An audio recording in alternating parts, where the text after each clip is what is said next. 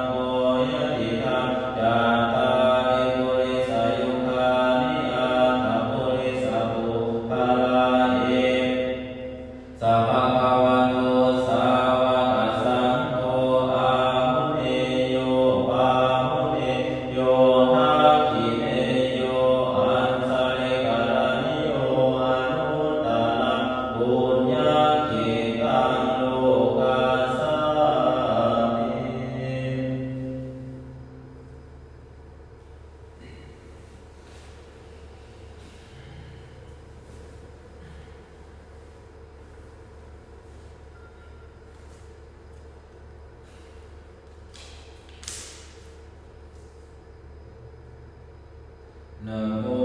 ตัสสะภะคะวะโตอะระหะโตสัมมาสัมพุทธัสสะนะโมตัสสะภะคะวะโตอะระหะโตสัมมาสัมพุทธัสสะนะโมตัสสะภะคะวะโตอะระหะโตสัมมาสัมพุทธัสสะเหตุปัจจัยโยอะระมะณปัจจัยโยอธิปติปัจจัยโยอนัตตรปัจจัยโยสมานัตตรปัจจัยโยสหัสสะปัจจัยโยอัญญมัญญมัญญปัจจัยโยนิสยปัจจัยโยอุปนิสยปัจจัยโยปุริสตัตถปัจจัยโยปัจฉาสัตถปัจจัยโยอเสวนาปัจจัยโยกามปัจจัยโยวิภากปัจจัยโยอาหารปัจจัยโยอินทรียปัจจัยโยชานะปัจจัยโยมัคคะปัจจัยโยสัมปยุตตปัจจัยโยวิปยุตตปัจจัยโยอาทิปัจจัยโยนาทิปัจจัยโยวิคตปัจจัยโยอวิคตปัจจัยโยเหตุปัจจัยโยติเหตุสัพพยุตตะนังธัมมานังตังสมุทฐานานังจารุปานังเหตุปัจจัยนะปัจจัยโยอะระมะณปัจจัยโยติ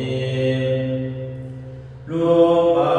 ยตนะจักขุวิญญาณทันทุญาณังสัพพยุตตะนันจาธัมมานังอะระมะณปัจจัยนะปัจจัยโย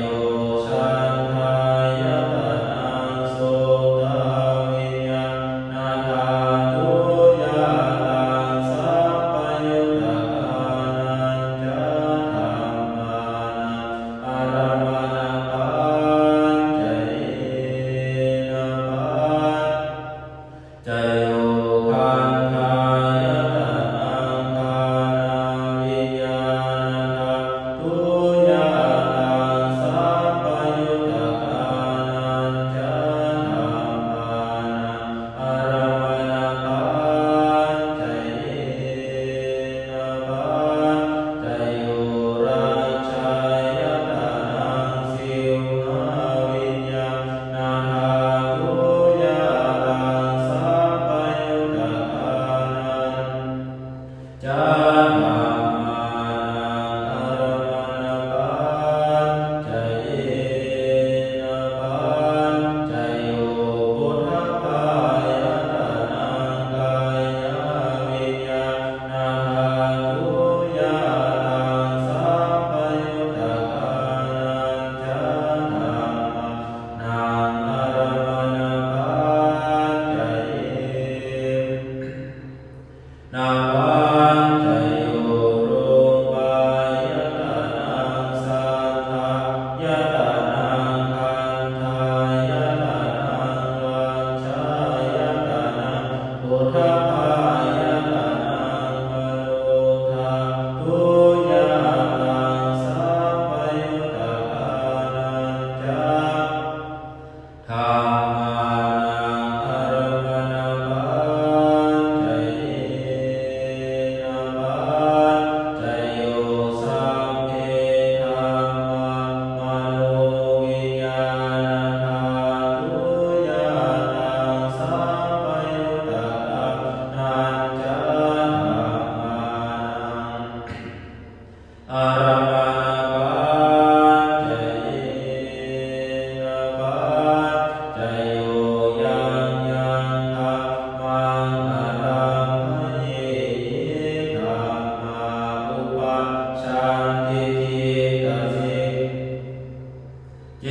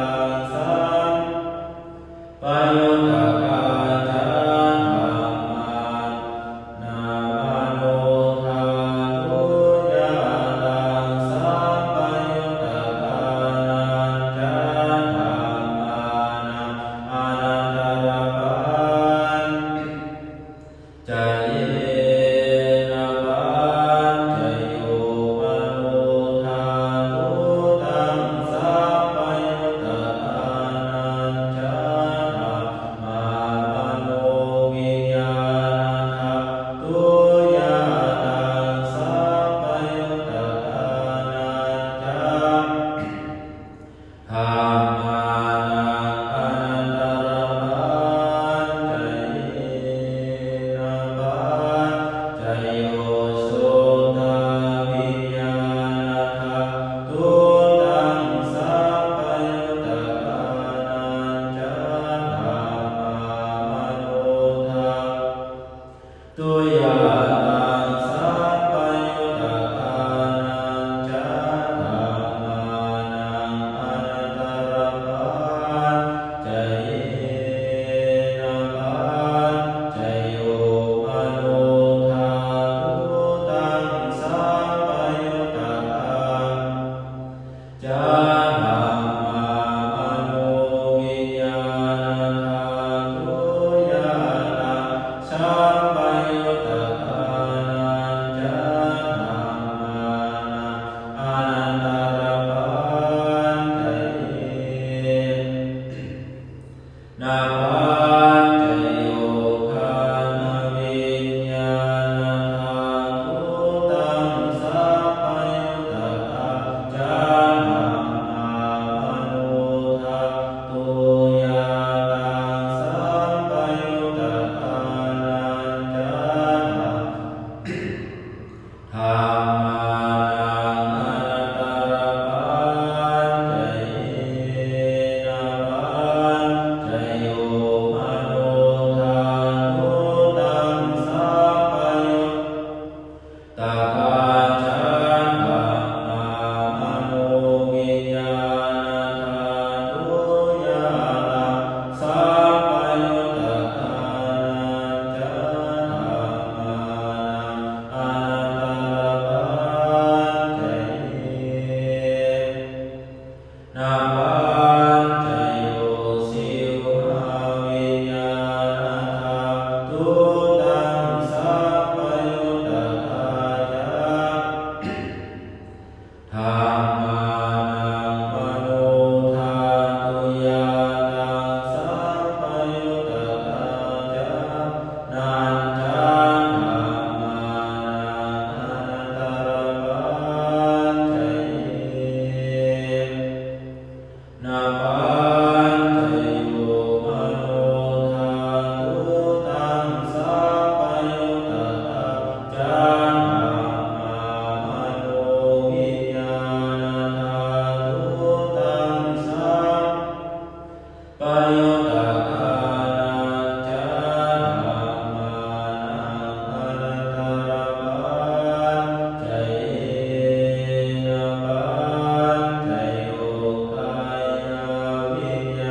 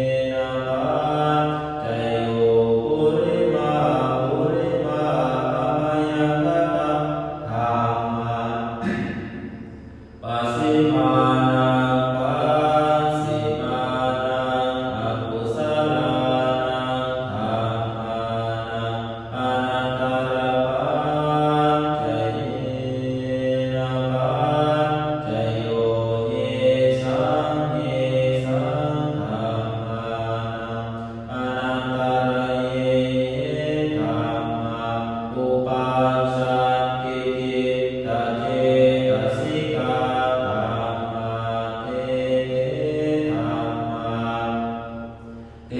สังเตสังขันมานังอนันตรปัจจัยเยนะปัจจัยโยติ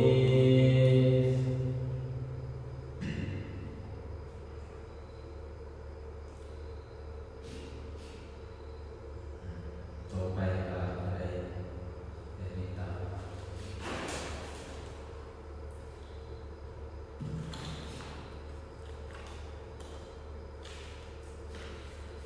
กรณียวัฏอุสเลนะยันตังสันตังขันธังกัปปิสเม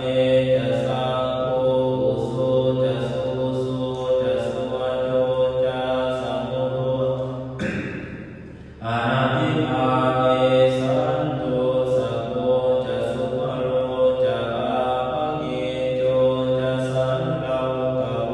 ติสันริทริโยจะนิปังโกจะอาภคังโกกุเลสุหันโนทิโทนะจักขุทังสัพพะจะเรเกติเยนะวิญโยปะเรอุปวัตเทโยสุขีโนวาเขมิโนโหนตุสัพเพสัตตาภวันตุสุขิตาตาเยเกติปานะโพตาหิตัสสาวาทาวะลาวาอนาวาเสสาธิกาวาเยมหันตวาภาสิมาลาสกาอนุกตุลาเททาวาเยจะอธิทาเยจะโตเลวสัพพิอวิทูเลภูตาวาสัมภเวสีวาสัพเยสัตตาภวันตุสุขิตาตานะปโรปะลังนิโกเพทนาติมังเยทากาตตินังเกติพยาโลสนาปฏิกสัญญานาญามัญญาสัตโตภเมเสยมังกายธานิยังปุตังอายุสาเอกพุทธมโนลังเขเอวังปิสาภโพเตสุมาณสังภาวะเยอปริมาณังเมตัญจะสัง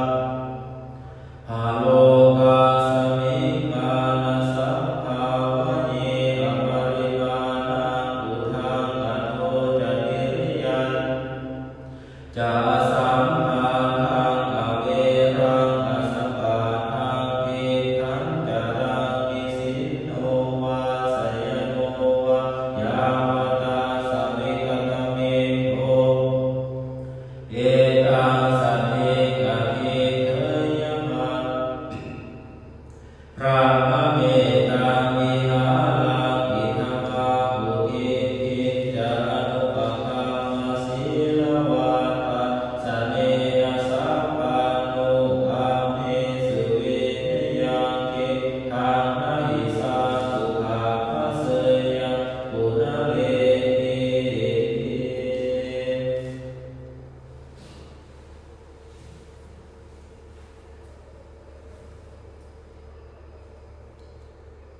อุกาสวันทามิคันเตเตมิยังสัพพังสัพพทาทาเนสุปฏิทิตังสาริริกัณหตุมหาโพธิพุทธรูปังสัตตลังสัทธาวาจสามนัสสะเตวะวันทา